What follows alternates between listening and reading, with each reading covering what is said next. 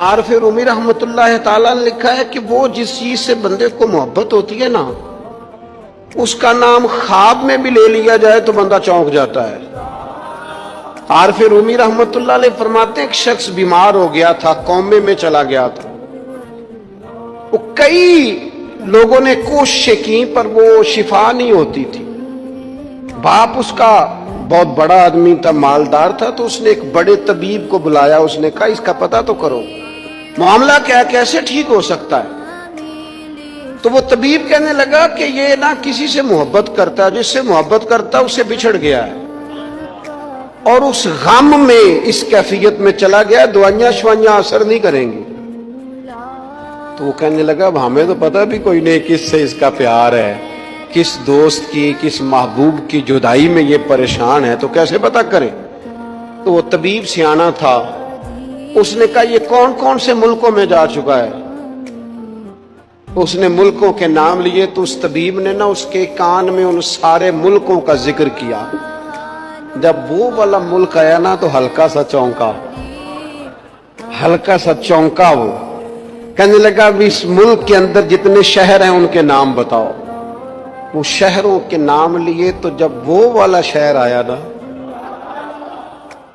تو وہ ذرا تھوڑا سا نا اور چونکا، کچھ اس نے اب ہاتھ پیر بھی ہلانے شروع کیے، کہنے لگا اب اس شہر کے اندر جتنے محلے ہیں نا ان محلوں کے نام لو۔ اب وہ جو ایک ایک کر کے محلے کے نام لینے لگے تو جب وہ والا محلہ آیا نا، شہر بغداد دی کی یہ نشانی،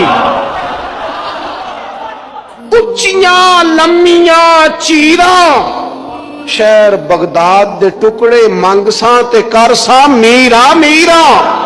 عارف رومی کہتے ہیں وہ جب اس محلے کا نام آیا نا تو وہ پورا چونک گیا۔ تھوڑے سے لوگ ہوتے تھے، تھوڑی سی آبادی ہوتی تھی، اس نے اس کے باپ سے کہا کوئی طریقہ اختیار کر، اس محلے میں بسنے والے جتنے لوگ ہیں نا ان لوگوں کی فہرست منگا۔ اس ملک سے اس محلے سے ان لوگوں کی فہرست آئی۔ جب ایک ایک نام بولے جانے لگے اور جب نام آیا نا محبوب کا، نہ علمہ وچ پھسا سانو تو یار دی گل سنا۔ اور جب نام آیا نا اس محبوب کا تو پہلے اس کے ہاتھ کانپے، پھر اس کی نظر پھڑکی، پھر اس کی آنکھوں میں آنسو آئے، اور پھر اس نے آنکھیں کھول کے ہاتھ تھاما اپنے باپ کا اور رو کے کہنے لگا بابو آیا ہے، وہ یہاں ہے، ملاقات ہو جائے گی۔ اسے سمجھ آ گئی اس کی شفا کہاں ہے۔